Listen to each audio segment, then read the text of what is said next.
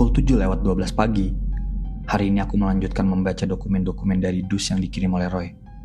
Aku mulai kembali membuka berkas-berkas yang tertumpuk dan kembali memilah. Lalu, aku menemukan sebuah berkas yang berbeda. Di dalam berkas ini, berisi sebuah dokumen dan lipatan kain kafan putih yang belum diketahui apa isi di dalamnya. Dokumen ini berjudul Dendam Kesumat. Berikut adalah isi dari dokumen tersebut. Di tepian sebuah desa yang jauh dari keramaian kota, terdapat sebidang tanah yang menjadi mata pencaharian utama keluarga Tarmuji. Namun kehidupan mereka berubah drastis ketika seorang pengusaha kaya bernama Bernando Pratama berkeinginan mengakui sisi tanah mereka untuk proyek besar yang menjanjikan keuntungan melimpah. Tarmuji, sang pemilik tanah, dengan tegas menolak tawaran tersebut karena ia tidak hanya melihat tanah itu sebagai sumber mata pencaharian, tapi juga sebagai warisan leluhur yang harus dijaga. Konflik antara Tarmuji dan Bernando memuncak dalam sengketa tanah yang melibatkan sang kepala desa, yaitu Wijaya.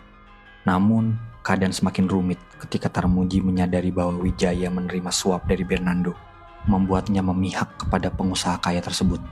Keadilan nampak semakin jauh, dan Tarmuji pun merasa terpinggirkan dalam pertarungan hukum yang tak adil. Tarmuji dan warga desa yang mendukungnya melakukan aksi penolakan. Namun, aksi tersebut berakhir tragis ketika aparat yang diperintahkan oleh kepala desa memberlakukan kebijakan keras. Insiden berdarah tak dapat terhindarkan, hingga menelan korban jiwa dari keluarga Tarmuji yang menjadi lambang perlawanan terhadap ketidakadilan. Melihat kehancuran yang menimpa keluarganya, Tarmuji merasa terpukul dan terjebak dalam keputusasaan. Dalam pencariannya akan keadilan, ia mendatangi seorang dukun sakti di desa tetangga yang terkenal dengan ilmu sihirnya. Dukun tersebut turut merasakan rasa keadilan yang kuat dalam hati Tarmuji, lalu mengajarkan kepadanya mantra kuno yang konon dapat membalaskan dendam dengan cara gaib. Tanpa ragu, Tarmuji mengikuti ritual ilmu hitam yang dipandu oleh dukun tersebut, dan Tarmuji mengucapkan mantra dengan penuh keyakinan. Beberapa waktu kemudian, Bernando Pratama, sang pemilik tanah yang merenggut kebahagiaan keluarga Tarmuji, mulai merasakan efek aneh pada tubuhnya. Kulitnya terasa gatal dan perlahan-lahan terkelupas, memberikan efek mistis yang mengerikan. Tarmuji yang kini memiliki kekuatan gaib tidak hanya ingin merebut tanahnya kembali, tapi juga merencanakan balas dendam dengan cara yang mencekam. Dengan ilmu sihir yang baru dipelajarinya, ia mengutuk Bernando dengan santet yang membuat kulit Bernando terus terkelupas, memperlihatkan pemandangan yang menjijikan dan juga mengerikan. Bernando yang tengah menderita penyakit aneh, kemudian menyadari jika yang dialaminya adalah kiriman ilmu sihir yang tak dapat dihindari.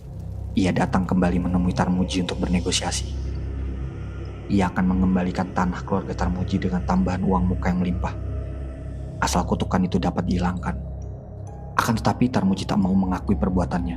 Bahkan ia menjelaskan jika nyawa keluarga yang telah mati harus dibayar dengan nyawa pula. Mendengar itu, Bernardo bersumpah akan membuat keluarga Tarmuji menderita selamanya.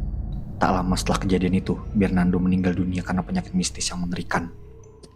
Sementara itu, di desa yang dipimpin oleh kepala desa yang terbukti korup, mulai menyadari kebenaran di balik sengketa tanah ini.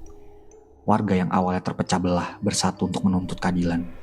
Mereka menghadapi kepala desa dengan tekad yang kuat, menuntut tanggung jawab atas tindakan yang sangat korup.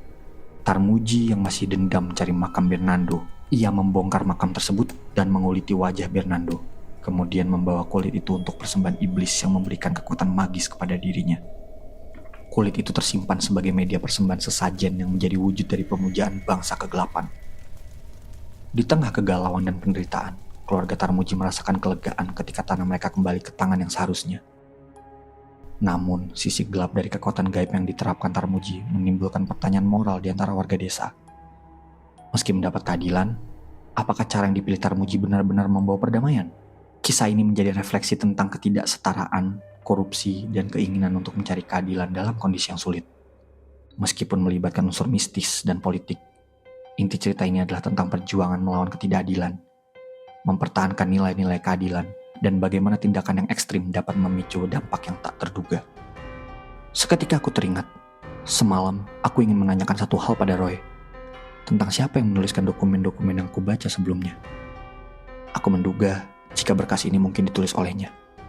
Akan tetapi, akan kupastikan terlebih dahulu. Sesaat setelah menutup dokumen yang baru saja kubaca, aku menghubungi Roy. Namun tak seperti biasanya, teleponku tak langsung diangkat. Tiba-tiba saja aku merasa khawatir.